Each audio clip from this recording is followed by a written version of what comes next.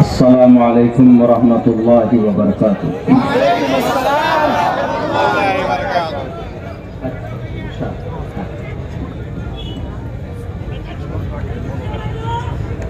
إن الحمد لله نحمده ونستعينه ونستغفره ونؤمن به ونتوكل عليه ونعوذ بالله من شرور أنفسنا ومن سيئات أعمالنا من يهده الله فلا مضل له ومن يضلله فلا هادي له ونشهد أن لا إله إلا الله وحده لا شريك له ونشهد أن سيدنا ومولانا محمدا عبده ورسوله أما بعد فأعوذ بالله من الشيطان الرجيم بسم الله الرحمن الرحيم كنتم خير أمة أخرجت للناس تأمرون بالمعروف وتنهون عن المنكر وتؤمنون بالله وقال الله تبارك وتعالى في القرآن المجيد لقد كان لكم في رسول الله أسوة حسنة صدق الله العظيم قال النبي صلى الله عليه وسلم انصر أخاك ظالما أو مظلوما وقال النبي صلى الله عليه وسلم من رأى منكم منكرا فليغيره بيده فإن لم يستطع فبلسانه فإن لم يستطع فبقلبه وذلك أضعف الإيمان رواه المسلم أو كما قال النبي عليه الصلاة والسلام. All compliments, all physical prayer and all monetary worship are for Allah. Peace be upon you, O Prophet, and Allah's mercy and blessings. Peace be upon us and righteous slaves of Allah subhanahu wa ta'ala. I bear witness that no one is worthy except of Allah subhanahu wa ta'ala. In the name of Allah, the most gracious, the most merciful. O my Lord, expand me my grace, 'tis my task for me. Remove the impediment from my speech, so they may understand what I say. Om Namo Bhagavate Vasudevaya Vishveshwara Adi Purush Aparampara Alleka Purushya Namaha Rudruvo Giriva Ashraita Pishacha Ava Brahmadu Vishojahi Tuvam Turyatarushyataha Om Sahnavavatu Sahno Gunaktu Sahviryam Karmamahe Tejasvanavadi Davastu Ma Viddishavahe Brahmanantamanadi Vishwakurdajam Satyam Param Shasvatam Vidya Yassa Sanatani Nigam Virdai Om Shanti Om Shanti Om Shanti. جناب صدر محفل stage پر تشریف فرما معزز معتمد حضرات علماء کرام، دانشوران قوم و ملت اور اس اجلاس کے بینر تلے جمع ہونے والے ہمارے دینی، ایمانی، سماجی بھائیوں، نوجوان ساتھیوں، دل کی گہرائی سے شکریہ ادا کرتا ہوں کہ جمعیت علماء ضلع لاتور کے زیر اہتمام تعلقہ اودگیر کی نگرانی میں یہ پروگرام منعقد کیا جا رہا اور بہت ہی اچھے عنوان، حالات کے تقاضے کے پیش نظر حالات حاضرہ اور اصلاح معاشرہ کے عنوان پر یہ خوبصورت محفل منعقد کی گئی۔ اللہ سے دعا کرتے ہیں کہ اللہ تبارک و تعالی ہمیں وہ کہنے کی توفیق دے جس پر میں خود مکمل طور پر عمل کر سکوں۔ میرے بھائیوں،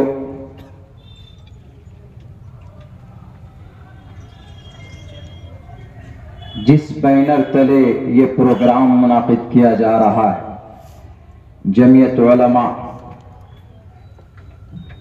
میں اپنی تقریر کو 3 حصوں میں بانٹنا چاہوں گا۔ کچھ باتیں جمعیت علماء ہند کے تعلق سے ہوں گی اور کچھ باتیں سیرت رسول، قرآن اور وید کے تعلق سے ہوں گے۔ اس کے بعد پھر آخر میں تیسرے نمبر پر ہم کچھ باتیں تاریخ کے حوالے سے فلسطین و اسرائیل کے تعلق سے بات کریں گے، اور میں پوری کوشش کروں گا کہ جو وقت ہے متعینہ وقت سے 5 منٹ پہلے انشاءاللہ میں اپنی بات مکمل کر دوں گا۔ میرے بھائیوں، اسٹیج پر مجھ سے بڑے علماء موجود ہیں۔ ان اکابر علماء کے سامنے کچھ بات کرنا میں ایسے سمجھتا ہوں جیسے کوئی سورج کے سامنے چراغ جلانے کی کوشش کر رہا، مگر پھر بھی اپنی زبان کی اصلاح کی غرض سے کچھ باتیں کہنا ضروری سمجھتا ہوں۔ جمعیت علماء ہند 1919 میں یہ تنظیم باضابطہ قانونی طور پر رجسٹرڈ ہوئی۔ ہمارے بھارت کے اندر مسلمان حضرات علماء کرام دانشوران قوم و ملت کی مضبوط تنظیم ہے، اور اس تنظیم کے بینر تلے وہ رفاہی اور ملی اور سماجی کام کو انجام دیا گیا ہے کہ جنہیں ہم تاریخ کے اوراق میں انہیں پڑھ سکتے۔ بہت سے لوگ اعتراض کرتے ہیں، ایلیگیشنز لگاتے ہیں، ان کو یا تو معلوم نہیں ہے یا صرف جہالت کی وجہ سے یا عداوت کی وجہ سے بدنام کرتے ہیں۔ جس سن میں، جس سال میں یہ تنظیم قانونی طور پر رجسٹر ہوئی، یہ جماعت، اس وقت بھارت کے اندر ایک بھید بھاؤ نہیں ہے اور کوئی چھوا چھوت نہیں ہے، چونکہ ہم جس مذہب سے بلونگ کرتے ہیں، ہمارا عقیدہ اور آستھا جس مذہب سے ہے، اس مذہب کے اندر کوئی بھید بھاؤ ہے ہی نہیں۔ اب سے 1492-93 سال پہلے اس زمین پر ایک شخصیت کا، ایک ذات کا، ایک مہان ویکتی کا جنم ہوتا ہے۔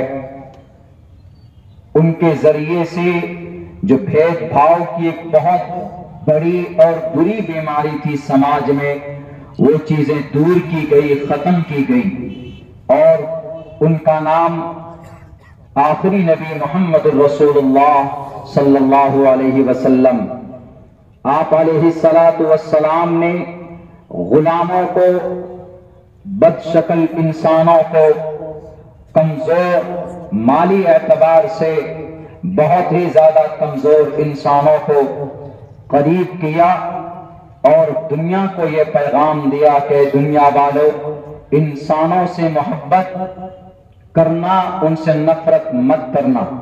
یہی پیغام 7872 سال پہلے وید ویاس جی نے ہمارے ہندو بھائیوں کی کتاب بھوشیہ پران کے اندر بتائی ہے۔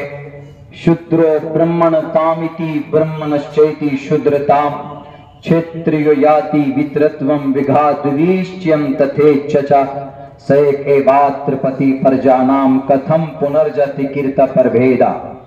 وقت کی قلت ہے، صرف اتنا کہوں گا کہ اس منتر اور اس شلوک کے اندر جو آج ہمارے ملک میں چھوا چھوت کی بیماری ہے، خصوصاً ہمارے سناتن دھرمی بھائیوں کے بیچ میں، کوئی اپنے آپ کو برہمن کہتا ہے، کوئی شودر کہتا ہے، کوئی چھیتریہ کہتا ہے، کوئی الگ نام سے اپنے آپ کو موسوم کرتا ہے۔ اس کی کوئی حقیقت نہیں ہے، بلکہ برہما نے صاف لفظوں میں کہا، ایشور نے کہا ہے سیک اے بات ترپتی پر جانام، کہ زمین پر جتنے بھی انسان پیدا کیے گئے ایک خدا کے ذریعے سے پیدا کیا ہوا یہ انسان ہے، ایک ایشور کے ذریعے اس دھرتی پر مانو کو پیدا کیا گیا ہے۔ انسان بڑا اور چھوٹا اپنے کرم کے آدھار پر ہوتا ہے، اپنے کام کے آدھار پر ہوتا ہے۔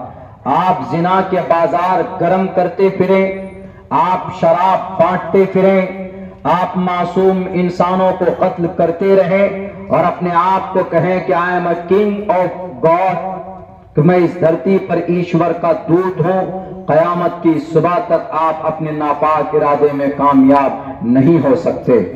جیتا جاگتا ثبوت اس دیش کے اندر ہمارے ڈاکٹر بھیم راؤ امبیڈکر صاحب نچلے طبقے نچلے برادری سے آتے، لیکن میرے بھائیوں ان کا کام آپ دیکھیں گے، میں نے شاید کسی تقریر میں ان کا واقعہ بیان کیا، آپ کو پھر میں دہرا دوں کہ جب یہ دیش آزاد ہوا تھا، آزادی کے بعد جب بھارت کا سنویدھان لکھا جانا تھا تو اتنا کوئی بڑا مہان انسان اس دیش کے اندر نہیں مل رہا تھا کہ وہ بھارت کا قانون لکھ سکے۔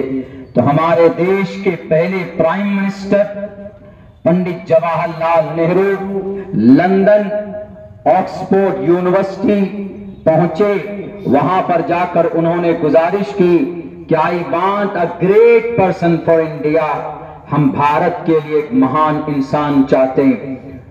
وہاں یونیورسٹی کے اتھارٹی نے کہا کہ why did you come here from India, تم انڈیا سے یہاں پر کیوں آئے، کس وجہ سے؟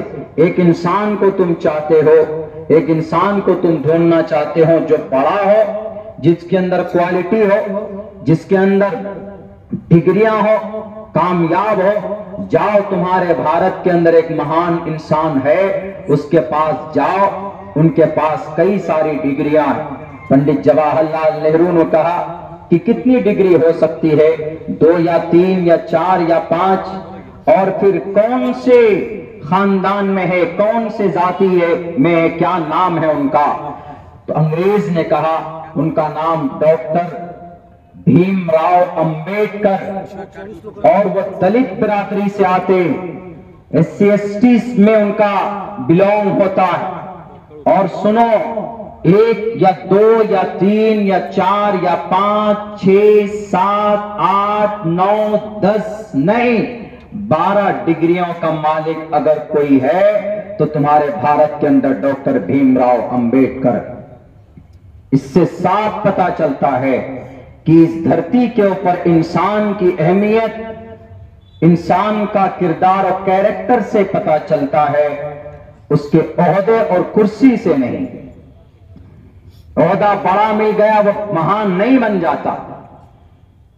یہی عقیدہ ہمارے قرآن میں اللہ نے بیان کیا ہے، ان اکرمکم عند اللہ اتقاکم، اللہ کے نظر میں تم میں سب سے زیادہ محبوب وہی ہے جو سب سے زیادہ اللہ سے ڈرنے والا۔ اسی ریزلٹ اور اسی کانسیپٹ کے ساتھ ہمارے بھارت کے اندر ایک مضبوط تنظیم جمعیت علماء ہند کام کرتی رہی، کوئی بھید بھاؤ نہیں، جہاں پر بھی انسانوں کو ضرورت پڑے، جہاں پر بھی کسی غریب لاچار بے بس انسانوں کی مدد کی ضرورت پڑتی ہے تو فوراً یہ تنظیم 2 قدم آگے بڑھ کر ان کی مدد کرنے کی مکمل کوشش کرتی۔ یہ ہے جمعیت علماء ہند۔ اور تو اور اس دیش کی آزادی میں سب سے زیادہ بڑھ چڑھ کر حصہ لینے والی تنظیم جمعیت علماء ہے۔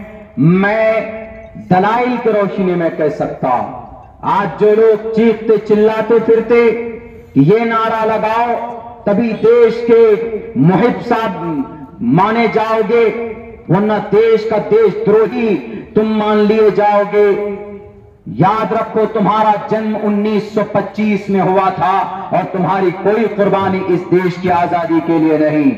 اس دیش کی آزادی کے لیے اگر قربانی کسی نے پیش کی ہے تو جمعیت علماء ہند کے بینر تلے پیدا ہونے والے علماء کرام کی قربانی پیش کی۔ جمعیت علماء ہند، جمعیت علماء ہند، جمعیت علماء ہند۔ اور میرے بھائیوں، آج کل کے زمانے میں برین واش کر دیا گیا ہمارے دیش کے نوجوانوں کو، ان کے دل و دماغ بدل دیا گیا۔ جہاں مسلمان دکھے ٹوپی اور داڑھی دکھے، نہیں معلوم کیا شروع ہو جاتا ہے، نفرت انگڑائی لینے لگتی۔ حالانکہ ایسا ہمارا اس دیش کا کلچر اور اس دیش کی تہذیب نہیں تھی۔ بھلے ہندو مسلمان عقیدہ الگ الگ ہو، لیکن اس دیش کے اندر دونوں مل جل کر رہا کرتے تھے، اور آج بھی رہتے ہیں الحمدللہ۔ کچھ لوگ ہیں جو انگلیوں میں گنے جا سکتے، نفرت کیا پھیلائی جاتی۔ یہ دیش کا دیش دروہی ٹوپی اور داڑھی والا یہ دیش کا محب نہیں ہے، یہ دیش سے محبت کرنے والے نہیں ہے، یہ دیش سے نفرت کرنے والے۔ کچھ لوگ یہ نفرت پھیلاتے، کیسے میں بتاتا ہوں۔ کچھ دن پہلے کی بات ہے، میں اتر پردیش سے گھر جا رہا تھا۔ میری عادت ہے عموماً سفر میں ٹوپی اتار لیا کرتا ہوں، کیونکہ میری 5-6 ٹوپی گم ہو گئی۔ سفر ٹرین میں جاتے ہیں تو ٹوپی سوتے ہیں تو گر جاتی ہے، وہ صفائی کرنے والا آتا ٹوپی لے کے چلا جاتا۔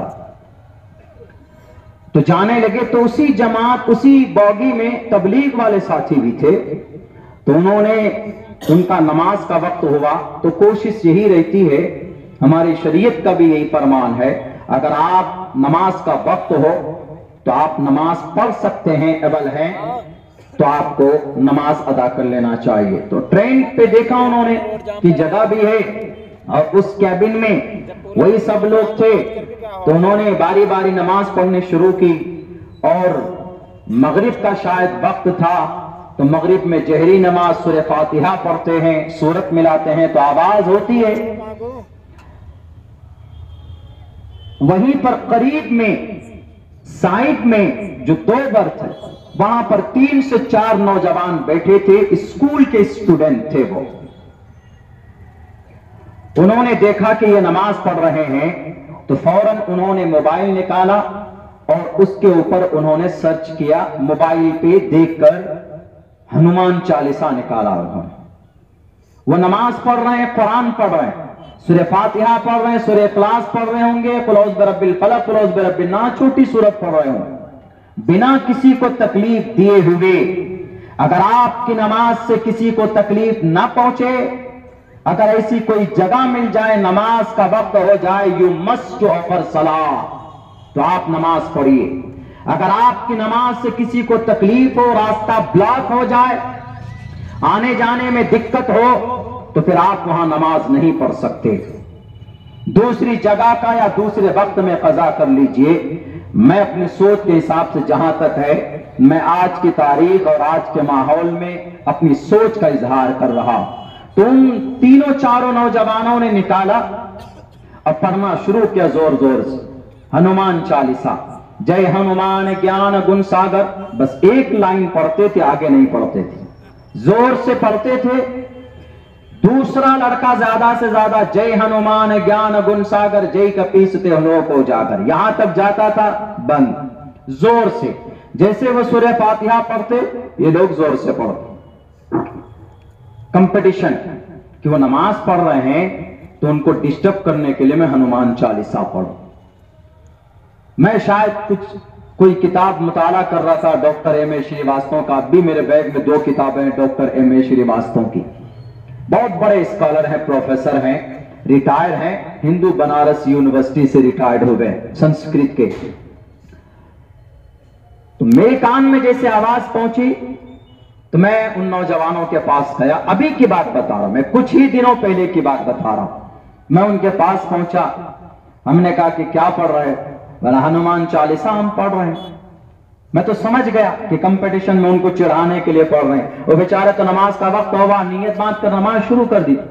اس کے بعد انہوں نے دیکھا کہ ارے بھائی نماز پڑھ رہے ہیں، لوگ کو چڑھاتے ہیں، ان کو ہنومان چالیسا پڑھنے لگے، بس ایک لائن، زیادہ نہیں، जय हनुमान ज्ञान गुण सागर, जय कपीसते हो लोक उजागर, आगे नहीं। शायद इतना ही पढ़ना आता था उनको। हमने कहा कि हनुमान चालीसा पढ़ रहे हो पुण्य कमाने के लिए या चढ़ाने के लिए? उन्होंने कहा कि नहीं, हम पढ़ रहे हैं, हमारा हनुमान चालीसा है। कभी भी दिक्कत परेशानी होती तो हम पढ़ते हैं, तो हमको भी दिक्कत परेशानी महसूस हो रही थी तो हम पढ़ रहे हैं। हमने कहा पढ़ो, सुनाओ।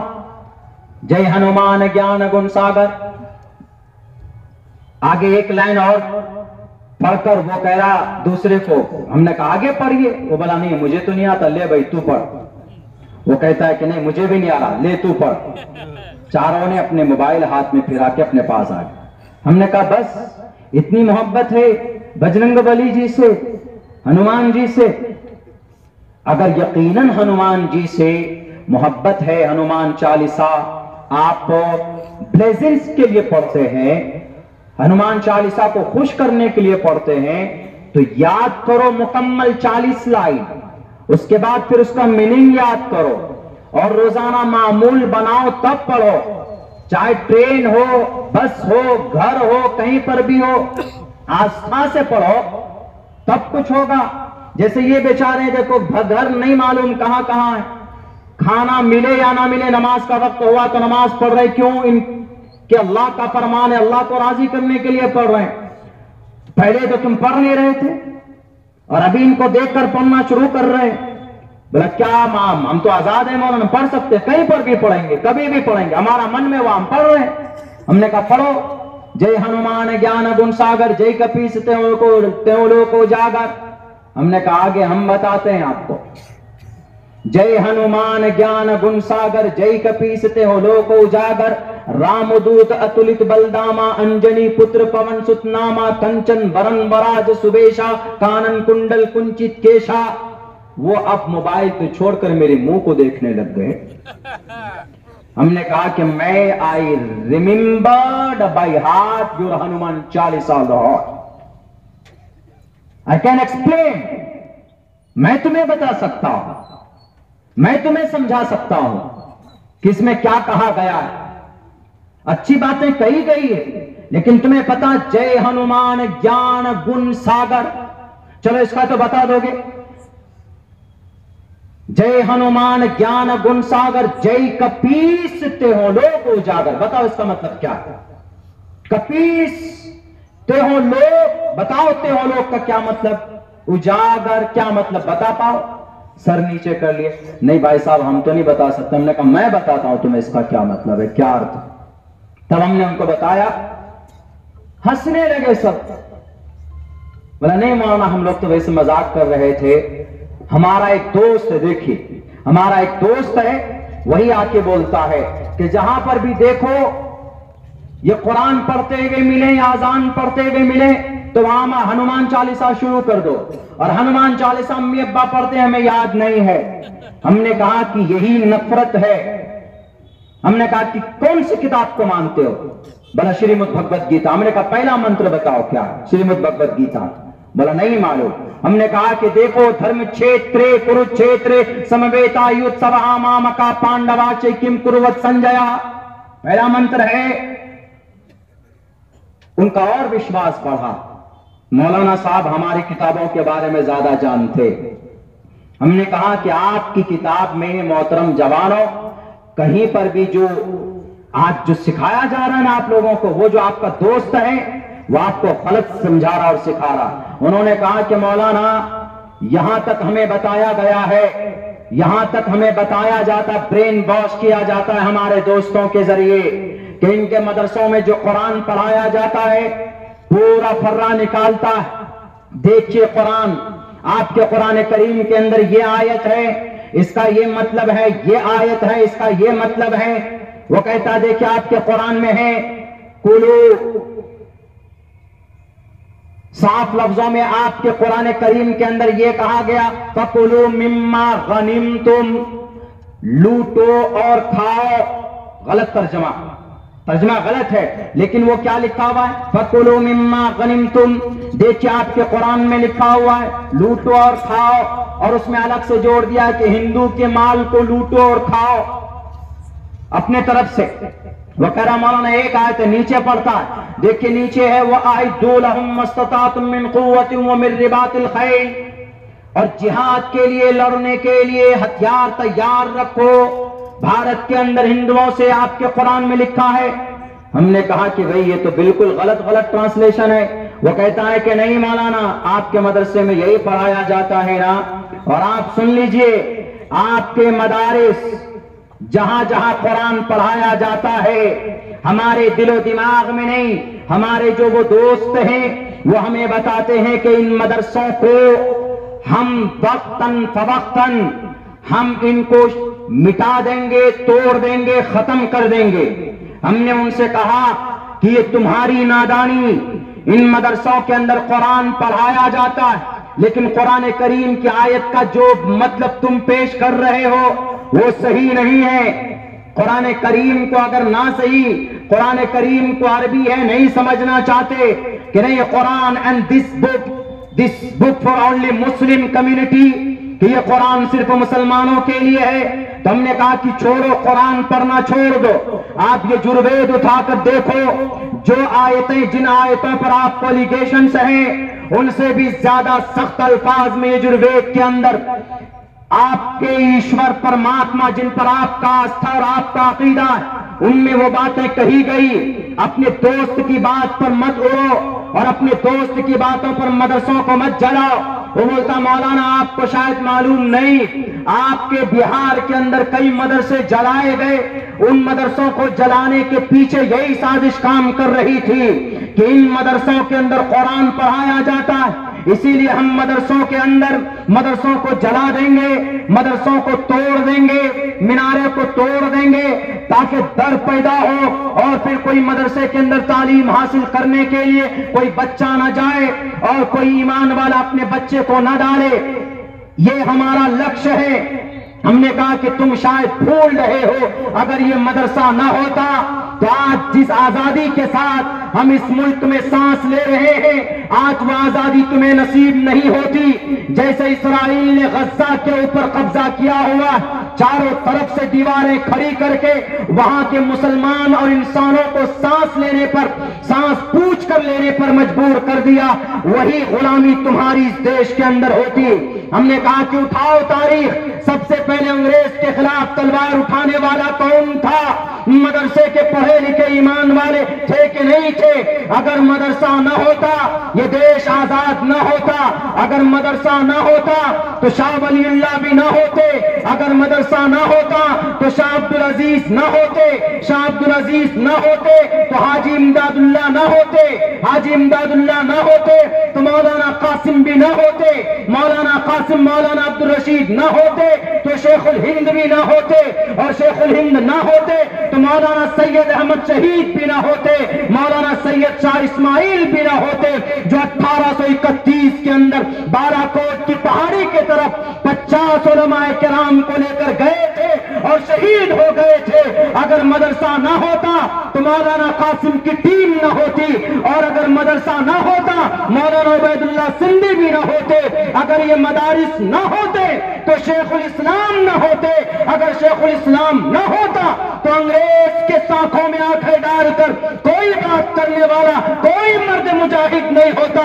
وہی شیخ الاسلام جس نے انگریز کو کہا تھا کہ انگریز تیرے توپ کے گولوں میں طاقت نہیں ہے جو حسین احمد مدنی کے سینے کو چیر کر دیکھ سکے۔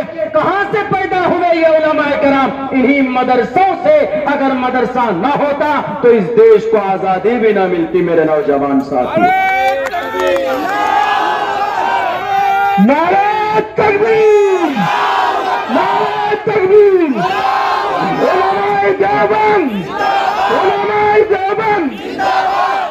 میرے بھائیوں، ہم نے ان کو یہ تاریخ بتائی، صرف تھوڑے سے مدرسے کی، مدرسے سے شروعات۔ اس دیش کے اندر علم حدیث کا درس شروع کرنے والے شاہ ولی اللہ محدث دہلوی رحمت اللہ علیہ، اور جب یہ دیش انگریز کے قبضے میں چلا گیا تو ان کے بیٹے شاہ عبدالعزیز نے فتویٰ لکھا انگریز کے خلاف جہاد کرنا، that is very important for every Muslim, Indian Muslim۔ بتاؤ ان نفرت پرستوں کو جنہیں شک ہے ہمارے وطن پرستی پر، کیا آج بھی تاریخ کے اندر لکھی بھی ہے یہ بات کہ انگریز کو بھگانے کے لیے سب سے پہلی تحریک شروع کی گئی تھی علماء کرام کے ذریعے سے تو شاہ عبدالعزیز محدث دہلوی کے ذریعے، اور لڑائی جو شروع کی گئی 1755 میں تو وہ بھی ایک کلمہ پڑھنے والے، میں ادھر نہیں جانا چاہوں گا اس لیے کہ ادھر کی تاریخ بیان کریں گے تو زیادہ لمبا ہوگا۔ تو انہوں نے کہا کہ مولانا آپ کے قرآن میں یہ آیت ہے، ہم کو اس پہ آپتی۔ ہم نے کہا کہ میں سمجھاتا ہوں پھر یہ متر آپ کو کیا آپتی۔ انہوں نے کہا کہ دیکھیں آپ کے قرآن میں کیا لکھا، فَكُلُوا مِمَّا غَنِمْتُمْ، کلو فعل امر ہے، اس کا مطلب کھاؤ۔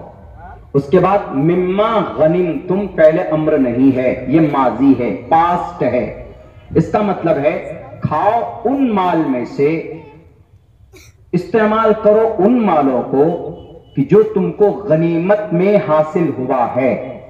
کیا مطلب ہے اس کا؟ پہلے بادشاہ دو لڑ جاتے تھے آپس میں، جیسے کورو پانڈو لڑ گئے آپس میں تو ایک ہی جیتیں گے، کورو یا پانڈو۔ سبھی کو معلوم ہے کہ کون جیتے، پانڈو جیتے وہاں پہ۔ جیسے رامائن میں کون، راون ایک طرف رام چندر جی جیتے، راون مرا، دسہرہ میں راون کا وध بھی ہوا، ابھی یہ وہی تہوار بھی چل رہا۔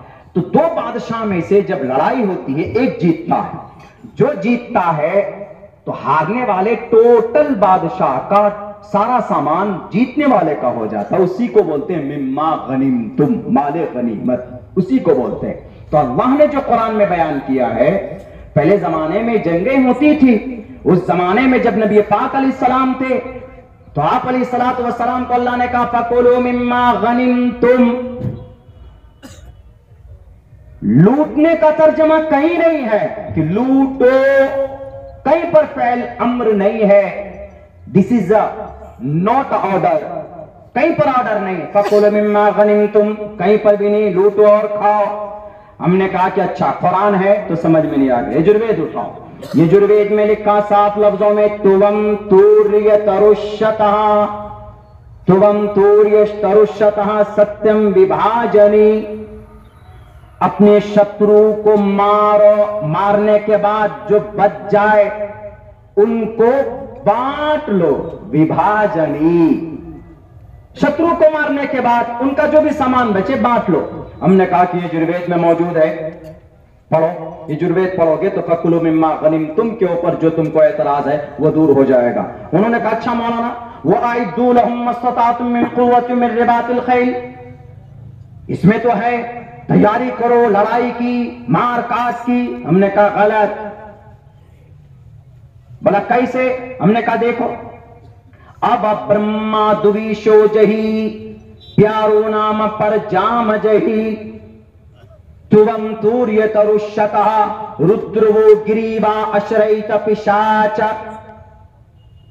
مطلب کیا؟ مطلب اس کا یہ ہے کہ اگر کوئی دشمن سامنے ہے، اگر کوئی دشمن سامنے ہے تو اس دشمن کو ڈرانے کے لیے ایشور کے فرمان کے مطابق تیاری رکھو۔ جیسے ہمارے دیش میں پرائم منسٹر صاحب دوسرے ملکوں سے، ایران سے، اسرائیل سے کیا لاتے ہیں؟ فائٹر جیٹ لاتے ہیں، لڑاکو جہاز۔ کیوں لاتے ہیں؟ وہ اس لیے لاتے ہیں تاکہ چائنا آنکھ دکھائے تو ہم بھی لال آنکھ دکھائیں۔ وَأَعِدُّوا لَهُم مَّا اسْتَطَعْتُم کا یہی ترجمہ، وَأَعِدُّوا لَهُم مَّا اسْتَطَعْتُم کی چائنا آنکھ دکھائے تو تم بھی لال آنکھ دکھاؤ۔ کیوں؟ کہ ہمارے پاس بھی 150 ایٹم بم ہے۔ وَأَعِدُّوا لَهُم مَّا اسْتَطَعْتُم پر تو عمل ہمارے مودی جی بھی کر رہے، ہمارا دیش کا گورنمنٹ کر رہا، کوئی بھی ملک کا سرکار کر سکتا۔ ہم نے کہا یہ ہے، یہی بات کہی گئی ہے یجروید کے اندر صاف لفظوں میں، رُدْرُوُ گِرِیبَا اشریت پشاچ اب برہما دویشو جہی۔ اور سنو، برہما کی بات نہ ماننے والے، ایشور کی بات جو نہیں مانتا ہے، اس کو اپنے سماج سے، اس کو اپنے اس کے گردن سے، اس کے سر کو الگ کر دو۔ جہی برہما، اب برہما دویشو جہی، تن سے اس کے سر کو الگ کر دو۔ ہم نے کہا کہ سمجھنے کا وشے ہے، لال بجک کر کے کپڑوں کو دیکھ کر کسی کو گرو مہاراج ماننے کی ضرورت نہیں ہے. جو ریئل میں سنسکرت کے گرامر کو جانے, جو ریئل میں سنسکرت کے الفاظ کو جانے, رٹے ہوئے گرو یا پھر نیم ملا بھی, ایسے بھی ہماری شریعت میں بھی, ہماری یونٹی کمیٹی میں بھی ایسے لوگ ہوتے ہیں. معزز اور مستند اور معتمد علماء کرام وہ ہوتے ہیں جنہوں نے مدرسے کے اندر 8 سال 9 سال تک وہاں کی دال پانی کی طرح دال اور روٹی کھا کر قرآن کریم کی تفاسیر اور نحو صرف کو پڑھا ہو, علم منطق کو پڑھا ہو, تبھی وہ باریک باریک مسائل آپ کو بتا سکتا. ہم نے کہا سیم اسی طریقے پر آپ کے ایشوریہ گرنتھ کو پڑھنے کے لیے, سمجھانے کے لیے صرف پرمپراؤں والا مہاراج نہیں چاہیے, پروہت چاہیے, پروہت جنہیں رگ وید کا, یجروید کا, سام وید کا, اتھرو وید کا, رامائن کا, مہابھارت کا, بھوشیہ پران کا, کلکی پران کا, متسیہ پران کا, بھاگوت پران کا, شیو پران کا, گرو پران کا, آلوک اپنشد کا, رگ وید, یجروید, سام وید, اتھرو وید اور جناب بڑی بڑی شاستروں کا گیان ہو اور گہرائی میں جا کر وہاں سے نکالتا ہو کہ اس کے اندر کیا ایشور نے فرمایا, تبھی آپ کو حق ہے کسی کو بتانے کا. ورنہ رٹی رٹائی ہوئی بات آپ لوگوں کے سامنے بیان کرو گے کہ مسلمانوں کے قرآن میں یہ لکھا, مسلمانوں کے نبی ایسے تھے, مسلمانوں کے رسول ایسے تھے. ہمارے نبی پاک علیہ الصلوۃ والسلام تمام کائنات کی انسانوں کے لیے اللہ تبارک و تعالیٰ نے مرسی بنا کر بھیجا. اللہ خود قرآن میں کہتا ہے وَمَا أَرْسَلْنَاكَ إِلَّا رَحْمَةً لِّلْعَالَمِينَ, ہم نے آپ کو جہان والوں کے لیے, دونوں جہان کے لیے, اے اللہ کے نبی آپ کو رحمت بنا کر بھیجا. We have sent you not but as a mercy for all creatures, تمام دنیا کے انسانوں کے لیے اے اللہ کے نبی آپ کو رحم و کرم بنا کر بھیجا گیا. جب اللہ کے نبی علیہ الصلوۃ والسلام کو اللہ تبارک و تعالیٰ نے رحمت بنا کر بھیجا ہے تو ذرا تصور کر سکتا ہے کوئی کہ وہ نبی کسی کے اوپر ظلم و زیادتی کا آدیش قرآن کریم کے الفاظ میں کیسے دے سکتا ہے, قرآن کریم کی آیات کا یہ مطلب کیسے بتا سکتا ہے؟ غلط بات ہے. غلط سازشوں کے تحت اس طرح کے واویلا اور اس طرح کی سازشیں بھارت کے اندر پھیلائی جاتی کہ مسلمانوں کے قرآن میں یہ ہے, مسلمانوں کے قرآن کے اندر عورتوں کے حقوق نہیں بیان کیے گئے ہیں, مسلمانوں کے قرآن میں ان کی شریعت میں جو باتیں ہیں ان باتوں کو بدلنے کے لیے نئے نئے قانون, یکساں سول کوڈ لاؤ. بعض لوگ کہتے ہیں کہ مولانا کیا ضرورت ہے, آپ لوگ کیوں پروٹیسٹ کر رہے ہیں, یکساں سول کوڈ تو آئے گا نہیں, چلا گیا تھوڑا پیچھے. لیکن آپ مسلمان ہی کیوں سب سے پہلے میدان میں آ جاتے ہیں؟ اس لیے کہ تقریباً 15 پرسنل لا, مسلم پرسنل لا کے 15 احکامات ایسے ہیں جس کو یکساں سول کوڈ کے ڈرافٹ میں جو باتیں لکھی گئی ہے ہمارے 15 احکامات کے اندر چھیڑ چھاڑ کرتی ہے. اس وجہ سے ہم مسلمان میدان میں. 350 پرسنل لا ہے, کرسچن کے پرسنل لا کو کیوں نہیں چھیڑا گیا, جوڈائزم کے پرسنل لا کو کیوں نہیں چھیڑا گیا, کنفیوشنزم کے پرسنل لا کو کیوں نہیں چھیڑا گیا, بدھسٹ کے پرسنل لا کو کیوں نہیں چھیڑا گیا, جین کے پرسنل لا کو کیوں نہیں چھیڑا گیا, کنفیوشنزم آشوریو شرنٹو کے پرسنل لا کو کیوں نہیں چھیڑا گیا, آریہ سماج کے پرسنل لا کو کیوں نہیں ٹچ کیا گیا, مسلم پرسنل لا کو کیوں ٹچ کیا گیا؟ اسی لیے ہم میدان میں, اور میدان میں ہمارا آنا کوئی غیر قانونی نہیں ہے. میڈیا والوں تمہیں بات سمجھ میں نہیں آتی ہے تو تم باضمیر بنو, بے ضمیر مت بنو تو بات سمجھ میں آئے گی. بھارت کا سمویدھان جب واضح لفظوں میں کہتا freedom of conscience and free profession and practice propagation of the religion, سوچنے کی آزادی, عقیدے کی آزادی, عمل کی آزادی, دھرم کی اچھائی کے پرچار کی آزادی جب بھارت کا سمویدھان دیتا ہے تو کیوں پیٹ میں درد ہوتا کہ یہ قانون بدل دو, یہ سسٹم بدل دو؟ بدلنا ہے تو بھارت کے اندر جو کرپشن ہے اس کو بدلو, بدلنا ہے تو یہاں کے اندر جو ریسلزم ہے، عصبیت ہے، نفرت ہے، اس کو بدلنے کی کوشش کیجئے۔ بدلنا ہے تو سڑکیں بدلیے، بدلنا ہے تو سسٹم بدلیے، اور اپنے اپنے آقاؤں کو جو خوش کرتے ہو پیسے کروڑوں روپے دے کر، ان آقاؤں کی غلامی کرنا بند کرو تو یہ دیش ترقی کرے گا۔ کیا 4 شادیوں کی وجہ سے ترقی رکی ہوئی کہ نہیں؟ مسلم پرسنل لا کے ذریعے 4 شادی کے اوپر بین۔ کون مسلمان 4 شادی کرتا؟ کیا 4 شادی کرنا فرض ہے؟ نہیں، دس از اونلی آپشن، ایک آپشن ہے، ضروری نہیں ہے 4 شادی، ایک آپشن ہے۔ اگر کسی کی بیوی بیمار ہو جائے، مہلک بیماری ہو، وہ بچہ نہیں دے سکتی، تو ایسی صورت میں کیا کریں گے؟ تو اسلام کہتا ہے کہ نا امید مت ہو، اگر وہ بہت زیادہ بیمار ہے، آپ کی مدد نہیں کر سکتی، آپ کی خدمت نہیں کر سکتی، آپ کی ضرورت پوری نہیں کر سکتی، تو آپ ایک کام کرو، آپ دوسری شادی کر سکتے ہو۔ یہ ایک آپشن ہے، ورنہ میرے خیال سے پورے بھارت کے اندر آپ سروے کریں گے تو 2 شادیوں والا بھی شاید 10% ملے، 10 یا 15%، 3 تو دور کی بات، 4 تو دور کی بات، ایک ہی نہیں سنبھلتی ہے، تو دوسری تیسری کہاں سے کریں گے بھائی؟ تو یہ آرڈر نہیں ہے فَانْكِحُوا مَا طَابَ لَكُم مِّنَ النِّسَاءِ مَثْنَىٰ وَثُلَاثَ وَرُبَاعَ۔ This is not a compulsory for a Muslim man and woman، ضروری نہیں ہے، آپشن ہے۔ اگر کوئی عورت باج ہے، بچہ نہیں ہوا ان کے کوکھ سے، تو آپ کیا کہیں گے کہ ایک ہی قانون دوسری نہیں کر سکتے؟ آپ جو قانون لا رہے ہو تو دوسری کر ہی نہیں سکتا۔ بہت سی جگہ پر وہ بیوی جو باج ہوتی ہے وہ شوہر کو کہتی کہ آپ دوسری شادی کر لیجئے، ہم بچہ اڈاپٹ نہیں کریں گے، آپ دوسری کر لیجئے، دوسری شادی کر سکتے ہیں، ہمیں اولاد چاہیے، ہمیں نسل بڑھانا ہے، ہمیں گھر کو آباد کرنا کہتی ہیں۔ تو اسلام میں وہ سلوشن ہے۔ آپ کیا جانے ہیں؟ آپ تو 40 سال سے چھوڑے ہوئے ہیں، ایک لال بجکر صاحب تو کیے ہی نہیں ہے ابھی تک، ان کو کیا پتا۔ بیوی شریک حیات ہوتی ہے، اللہ نے قرآن میں ایک آپشن بیان کیا ہے، اللہ تبارک و تعالیٰ نے، یہ ضروری نہیں ہے کہ نہیں کمپلسری ہے۔ اور دوسرا اعتراض کیا کرتے؟ یکساں سول کوڈ آتا تو کیا ہوتا؟ کہتے ہیں کہ آپ کے یہاں تو بڑا ظلم ہو رہا ہے سماج کی بہنوں پر، آپ کے قرآن میں ہے، آپ کی شریعت میں ہے کہ مولانا لڑکی ہے تو آدھا حصہ، لڑکا ہے تو 1 حصہ۔ یہ بھید بھاؤ کیوں کہ لڑکا پورے، لڑکی آدھا حصہ؟ ایسا نیائے کیوں؟ اتنا بڑا ظلم کیوں؟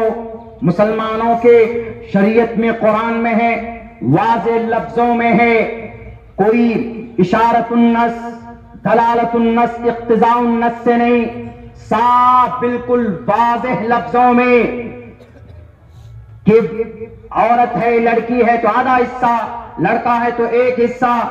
سمجھ میں کیا آئے گا میڈیا والے؟ یہ دیکھیے مسلمانوں کی کتاب میں، قرآن میں ہے، لڑکی کو 50%، لڑکے کو 100%، کتنا بڑا ظلم ہو رہا ہے۔ اسی لیے آئے ہیں وہ ایک امدود، اپنی محترمہ کو جو انصاف نہیں دیا، وہ آئے ہمارے مسلم بہنوں کو انصاف دینے کے لیے۔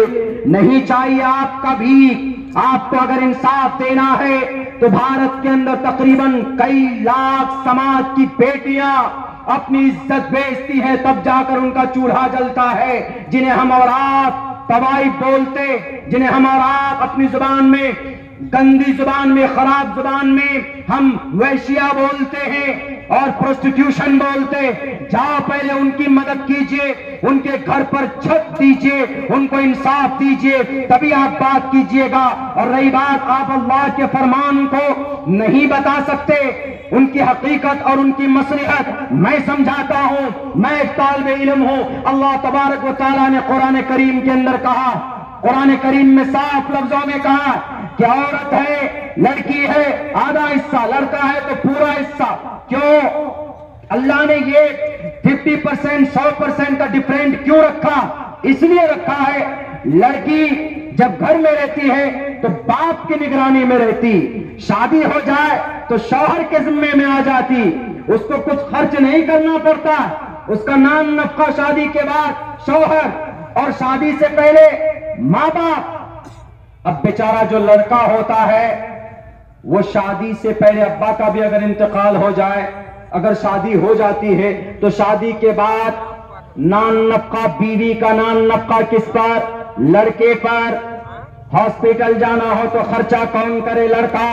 جیل جانا ہو تو وہاں پر جیل کی صعوبتوں کو کون برداشت کرے؟ لڑکا۔ ہر میدان میں خرچ کن کو کرنا پڑتا ہے؟ لڑکے کو کرنا پڑتا، لڑکی کو کرنا نہیں پڑتا کہیں پر بھی۔ اسی لیے اللہ تبارک و تعالیٰ نے کہا کہ جب لڑکے کو ہر جگہ فیس کرنا پڑتا ہے، سارے اخراجات لڑکا برداشت کرے گا، تو اسی لیے اللہ نے کہا کہ بھئی لڑکے کو 100% ملنا چاہیے، پورا حصہ ملنا چاہیے، اور لڑکی کو کہیں پر بھی ضرورت پیش نہیں آتی۔ اس کا دیکھ بھال، نان نفقہ اس کا شوہر، اور اس سے پہلے اس کے ابا، اسی لیے اس کو ہم 50% دے رہے ہیں، آدھا حصہ دے رہے ہیں۔ یہ حکمت ہے میڈیا والوں۔ اگر تمہارے یقیناً ضمیر زندہ ہے تو تم ہمارے ان احکامات کو، ان حکمت کو بیان کرو، لیکن مجھے پکا یقین ہے کہ کبھی بھی تم نہیں کر سکتے۔ کیوں؟ کیونکہ تمہارے یہ جو ڈپلیکیٹ خدا تمہارے سامنے بیٹھے، یہ ناراض ہو جائیں گے۔ تم شریعت کو نہیں سمجھ سکتے جس انداز میں شریعت کو ایک عالم دین بیان کر سکتا ہے۔ اور سن لو، جو لوگ بولتے ہیں کہ شریعت کو بیان کرنے والے، نئے نئے فرمان جاری کرنے والے، یہ ملا جی، یہ مولانا صاحب، یہ مفتی صاحب، یہ انہوں نے نیا فتویٰ لایا۔ عالم دین کوئی بھی اپنی طرف سے فتویٰ نافذ نہیں کر سکتا۔ عالم دین تو دور کی بات ہے، اگر ٹوٹل انبیاء بھی مل کر، پوری دنیا کے قاضی القضات، جسٹس آف اسلام بھی مل کر اگر قرآن کریم کے ایک نقطے کو اوپر سے نیچے کرنا چاہے، ایک زبر کو زیر بنانا چاہے تو نہیں بنا سکتے۔ کیوں؟ اللہ نے صاف لفظوں میں کہہ دیا، لا تبدیل لکلمات اللہ، تمہاری جو ناپاک سازشیں ہیں کرو، دنیا یاد رکھے گی۔ اگر تبدیلی لانا ہے تو ہمارے بھارت کے سسٹم کے اندر تبدیلی لائیے، ہندو مسلمانوں کے بیچ میں اتحاد و اتفاق کا ماحول پیدا کیجئے، نفرت کی بات مت کیجئے۔ اور رہی بات یہ، بولتے ہیں کہ مسلمان کیوں فلاں فلاں کی حمایت کرتا ہے، مسلمان رہتا ہے اس ملک میں اور حمایت کرتا ہے وہ فلسطین کے مسلمانوں کی۔ ایک بات یاد رکھیے، کوئی بھی مظلوم قوم ہے دنیا میں، اللہ کے نبی علیہ الصلوۃ والسلام نے صاف لفظوں میں کہا، انصر اخاک ظالما او مظلوما، ظالم کی مدد کرو، مظلوم کی مدد کرو۔ مظلوم کی مدد، ان کو انصاف ملنا چاہیے، یہ مطالبہ کر کے کرو، اور ظالم کی مدد، جو ظلم کرتا ہے اس کے ہاتھ کو روک کر کے کرو۔ فلسطین میں مسلمان کیا، دنیا کے کسی کونے میں بھی اگر کسی انسانوں پر، کسی ملک کے انسانوں پر اگر اس طرح سے بم برسایا جائے گا تو ہم بھارت نہیں، پوری دنیا کے مسلمان ان مظلوموں کی حمایت کریں گے۔ صرف فلسطین کی کیا بات ہے، ہم فلسطین کی بات اس لیے کرتے ہیں چونکہ ہمارے پرائم منسٹر صاحب نے بھی پوری دوائیاں بھیجی فلسطین کے اندر۔ ہمارے پرائم منسٹر صاحب کو سہانبھوتی پیش کی ابھی انہوں نے۔ وہ الگ بات ہے کہ جناب وہاں کا ہیکنگ ٹیکنالوجی استعمال کرتے ہیں تو اسی لیے سپورٹ کرنا پڑتا ہے کہ نہیں ہم فلاں کے سپورٹ میں ہیں، وہ الگ بات ہے، لیکن انسانیت اسی کا نام ہے۔ کیا گناہ ہے غزہ کے معصوم بچوں کا؟ کیا گناہ ہے؟ انہوں نے کسی پر قبضہ کیا ہے، انہوں نے کسی کو مارا ہے، کسی کو لوٹا ہے؟ اب غزہ فلسطین، ایک طرف غزہ ہے، ایک طرف فلسطین ہے، ایک طرف ویسٹ بینک، غزہ، بیچ میں پوری کی پوری اسرائیل۔ پوچھو اسرائیل کے ان شرابیوں سے، کبابیوں سے کہ تمہاری یہ زمین تمہاری ابا کی ہے کیا؟ وہ کہے گا کہ نہیں، ہمارے ابا کی نہیں۔ تو ناجائز قبضہ کر کے تلواروں کے نوک پر کون بیٹھا ہے؟ یہ اسرائیل بیٹھا ہے۔ میڈیا والے، دنیا والوں کی ہمت نہیں ہوتی ہے کہ اس کو ٹیررسٹ کہتے ہوئے، اگروادی کہتے ہوئے۔ بہت آسان ہے کس کو؟ فلسطین کے ان نوجوانوں کو جو اپنی زمین کی لڑائی کے لیے لڑ رہے ہیں، ان کو کہہ دیتے ہیں کہ بھئی فلسطین کے نوجوان ٹیررسٹ ہے، فلسطین کے نوجوان آتنکواد ہے۔ کیوں آتنکواد ہے؟ اس لیے کہ وہ بم برساتے ہیں۔ ارے وہ بم میں مر رہے ہیں۔ پچھلے مہینے سے اس مہینے تک 7 اکتوبر سے لے کر آج تک تقریباً 10,000 معصوم بچوں کے جسم کے چیتڑے بھی جمع نہیں کیے گئے غزہ اور فلسطین کے اندر. اور سب سے بڑا طاقتور کہنے والا یہ امریکہ، یہ ان کے پشت پناہی کر رہا. جو مر رہے ہیں اپنی جان کی رکشا کے لیے اسی کو کہہ رہے تم آتنکواد ہو. ہے دنیا کے کسی میڈیا میں طاقت کہ امریکہ کو کہے کہ تم آتنکواد ہو؟ تم نے عراق کے اندر انسانوں کا قتل عام کیا، تم نے افغانستان میں انسانوں کا قتل عام کیا، تم نے سیریا کے اندر انسانوں کا قتل عام کیا، تم نے بوسنیا چچینیا کے اندر انسان کا قتل عام کیا، لیکن کسی نے ان کو آتنکواد نہیں کہا. اب فلسطین کے نوجوان اپنے بچوں کی رکشا کے لیے، اپنی بہن بیٹی کی عزت و آبرو کے لیے اگر وہاں پر سر پہ کفن باندھ کر لڑ رہے ہیں تو ان کو آتنکواد کہتے ہو، ان کو ٹیررسٹ کہتے ہو. شرم آنی چاہیے دنیا کے میڈیا والوں. یاد رکھو تاریخ اپنے آپ کو دہراتا. وہی وقت آئے گا جب حضرت عمر فاروق نے کہا تھا ان یہودیوں سے کہ یہودی، اللہ کے نبی کا فرمان یاد ہے، ایک وقت آئے گا کہ جب تم اپنی جگہ کو چھوڑ کر بھاگو گے اور جو آج مظلوم ہے وہ کل چل کر تمہارے اوپر حاوی ہوں گے. آج تم ان کی معصوم بچوں کے جسم کے چیتڑے اڑا دیتے. 10 دن کے بچے جو کچھ نہیں دیکھ پائے دنیا کے اندر، ان کے چیتڑے ان کے بچے ہاتھوں پر، ان کے ابا ان کے پیرنٹس ہاتھوں پر لے کر کھڑے.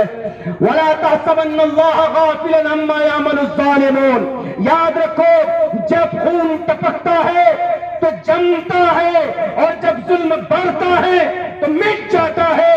اس دھرتی کے اوپر فرعون آیا تھا، مٹا دیا گیا. اس دھرتی پر قارون آیا تھا، مٹا دیا گیا.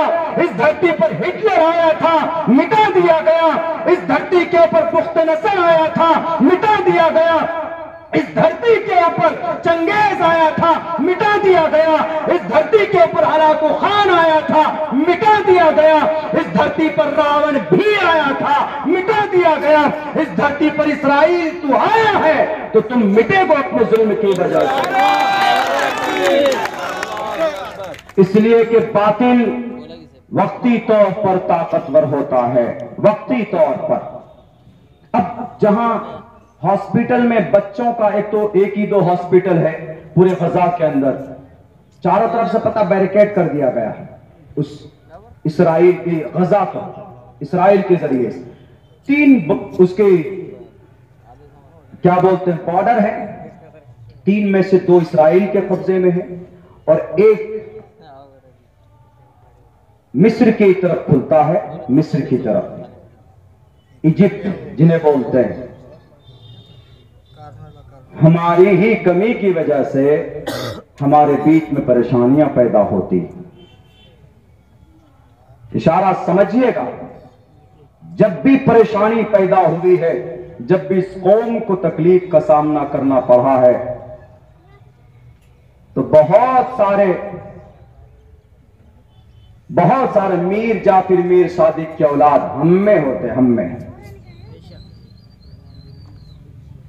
اس پروگرام میں بھی پریشانی ہوئی بھی، مولانا نوشاد صاحب کو دقت ہوئی، کوئی اور نہیں تھے.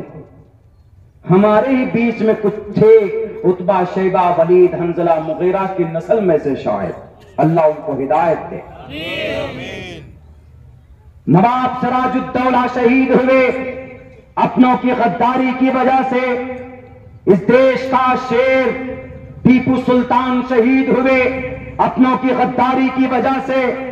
اور آج جو غزہ اور فلسطین لٹ رہا ہے، 22 عرب کنٹریز ہیں، عرب ممالک ہیں، یہ منہ میں لولی پاپ لیے ہوئے بیٹھے ہوئے. بڑے بڑے بلڈنگ بنا لو، بڑے بڑے برج خلیفہ کروڑوں روپے کا، اگر ان پیسوں سے غریب کی مدد نہ ہو، مظلوم کی مدد نہ ہو تو عرب کنٹری کے ظالم پتھر دل حکمرانوں یاد رکھنا، فلسطین کے بچوں کی جوتیوں کے انبار بھی تمہارے ان ٹیلوں سے زیادہ بہتر. حشر کے میدان میں یہ بچے سوال کریں گے، مصر کے بارڈر پر غزہ کی عورتیں بچے بھیڑ لگائے ہوئے، مصر والوں کو بارڈر کھولنا تھا، کیا ہم تمہاری مدد کریں گے، لیکن مصر کے کٹر دل ظالم بادشاہ کیا کہتا ہے، ہم غزہ کے مسلمانوں کو نہیں لے سکتے، کیوں ان کی خود زمین ہے غزہ میں، تو ہم کیوں ان کو لیں، ارے وہ زمین ہے لیکن وہ زمین ان کے لیے جہنم بنا دی گئی ہے۔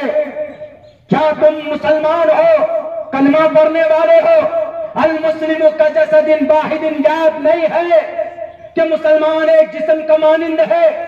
کیا اس میں الگ کیا کہ بھارت کا مسلمان، مصر کا مسلمان، فلسطین کا مسلمان، سیریا کا مسلمان، ایک طرف سیریا، ایک طرف جارڈن، ایک طرف لبنان اور ایک طرف یہ مصر، ان 6 ملکوں سے گھرا ہوا ہے اتنا سا ملک اسرائیل، یہ دندنا رہا، ان کی اتنی ہمت نہیں ہے کہ ان کو کہہ سکے کہ تم ظلم کرنا بند کرو ورنہ ہم چاروں طرف سے 6 طرف سے تم کو ہم سزا دیں گے، ہمت نہیں ہوتی۔ بھول گئے مسلم حکمران، بھول گئے 55 مسلم کنٹریز ہیں انٹائر ورلڈ، 22 عرب کنٹریز ہیں، امریکہ میں تیل کہاں سے آتا ہے؟ عرش معلیٰ سے۔ قطر تیل سپلائی کرتا ہے۔ اسرائیل کے اندر پیٹرول ڈیزل کہاں سے آتا ہے؟ قطر سپلائی کرتا ہے۔ یہ ہجڑے بن گئے ہیں، یہ بیمین بن گئے، یہ لوٹیرے بن گئے۔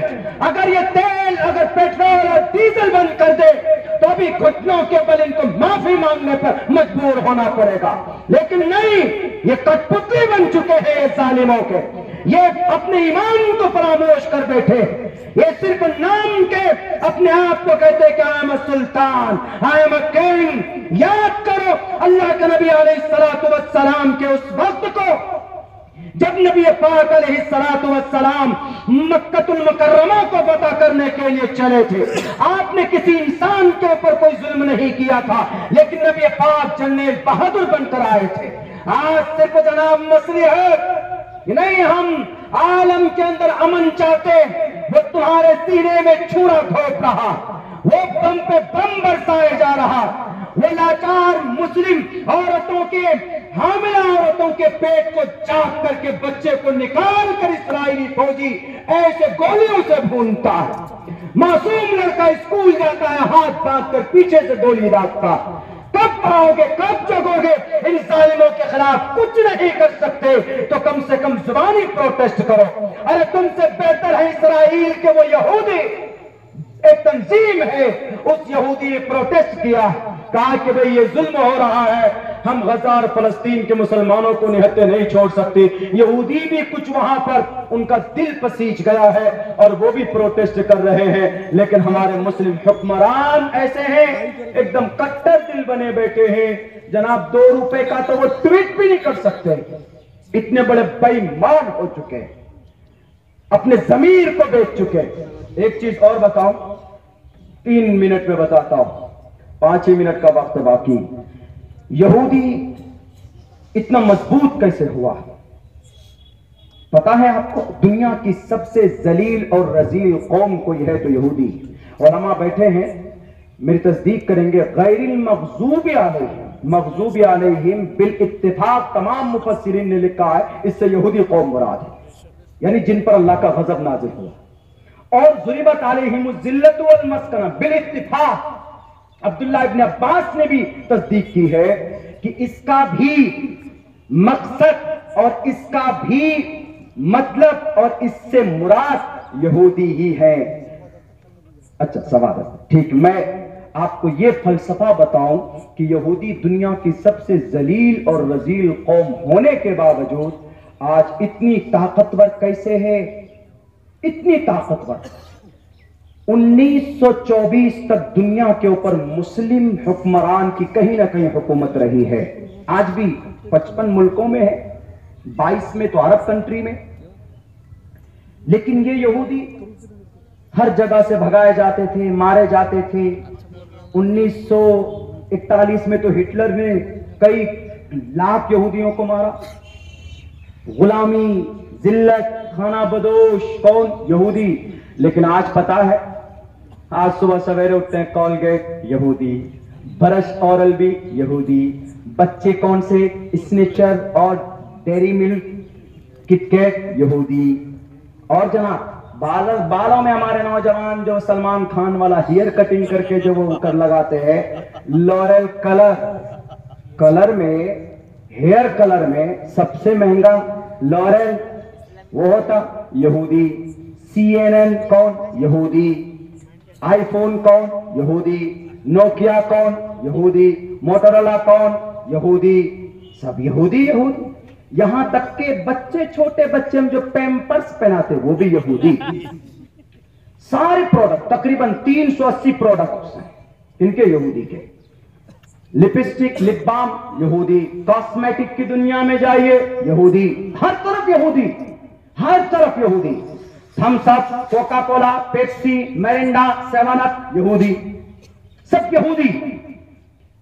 یعنی وہ قوم جو ذلیل اور رسوا تھی آج اتنی مضبوط بن گئی ہے، کسی کے اندر اتنی ہمت نہیں ہے کہ اسرائیل کے اوپر ہاتھ ڈال دے۔ آج اتنی طاقت کا مالک وہ بن چکا، اتنی طاقتور ہوا کیسے؟ کیا انہوں نے برج خلیفہ بنایا؟ کیا انہوں نے، انگریزوں نے دیکھا کہیں بڑے بڑے بلڈنگ اور بڑی بڑی تعمیرات کرتے نہیں، وہ کیا بناتے ہیں؟ ایجوکیشن کی دنیا میں کام کرتے۔ کیمبرج یونیورسٹی کون؟ انگریز۔ آکسفورڈ یونیورسٹی کون؟ یہودی۔ ہارورڈ یونیورسٹی کون؟ یہودی۔ یہ یونیورسٹی بناتے ہیں۔ یہ ہمارا بچہ پڑھتا ہے کس لیے؟ میں اس لیے پڑھ رہا ہوں تاکہ میں انجینئر بن کر نوکری کروں، اچھی بیوی مل جائے، گاڑیاں مل جائے شادی میں، جہیز میں، بہت ساری باتیں ہو سکتی۔ لیکن یہودی بچے سے what do you study؟ کیوں پڑھ رہے؟ فیوچر میں کیا بنو گے؟ وہ کیا کہتا ہے؟ میں فیوچر کے اندر میں کمپنی بناؤں گا، میں جاب کے لیے نہیں پڑھ رہا ہوں، میں جاب پیدا کرنے کے لیے پڑھ رہا ہوں۔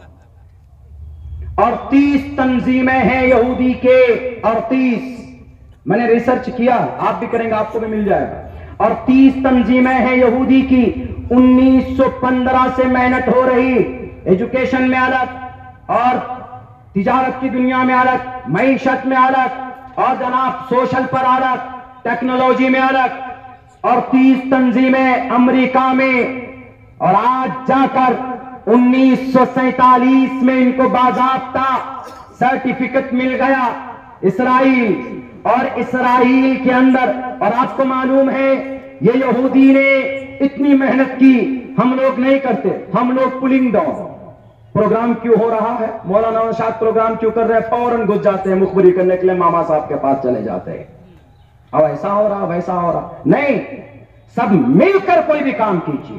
آپ کے سیاسی نظریات الگ ہو سکتے ہیں، رکھیے اپنے پاس، کوئی کسی کو سیاست میں کسی پارٹی کو سپورٹ کرتا، کوئی کسی کو کرتا، بہت ساری پارٹیاں، لیکن جب ملی سماجی باتیں آئے تو ایک پلیٹ فارم پر جمع ہو جائیے، ایک پلیٹ فارم پر۔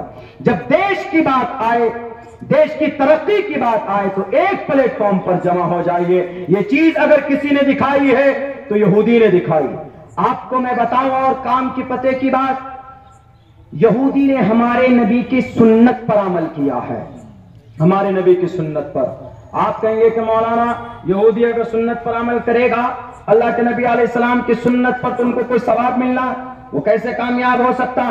علماء بیٹھے ہیں، پوچھ سکتے ہیں۔ میرے شیخ محترم مفتی سعید احمد صاحب پالن پوری اور ہمارے استاد محترم حضرت مولانا ارشد مدنی ترمذی جلد اول، ہم نے ان سے جلد ثانی ان سے ہم نے پڑھی۔ مفتی سعید صاحب فرماتے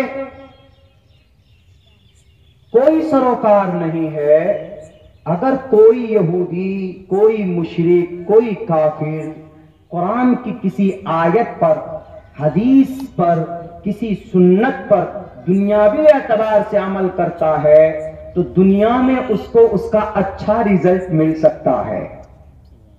دیکھ لیجئے، وَمَا أَرْسَلْنَاكَ إِلَّا رَحْمَةً لِلْعَالَمِينَ، دنیا میں مل سکتا ہے، مرنے کے بعد ریزلٹ اگر اس کا اچھا بدلنا چاہیے تو پھر ایمان شرط ہے۔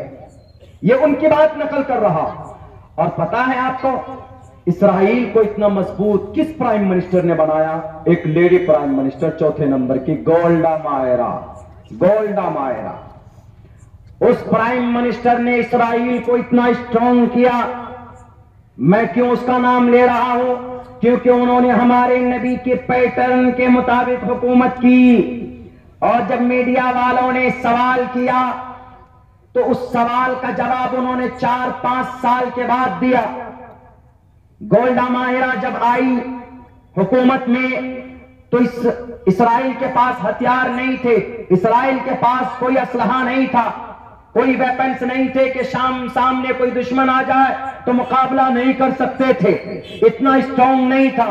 تو گولڈا مائرا آنے کے بعد جو پیسہ، جو فنڈ تھا وہاں کے گورنمنٹ کا، ان پیسوں سے وہ وہاں کے جنتا کا پیٹ کاٹ کاٹ کر، ان کے پیسے لے کر عرب کنٹری سے جتنے بھی تھے، جارڈن آس پاس میں، ایران، عراق اور دوسرے عرب کنٹری میں جہاں جہاں پر بھی تھے ویپن، اسلحہ ملک کے لیے خریدے۔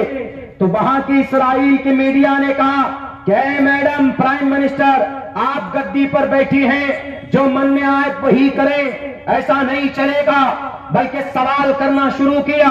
کہاں؟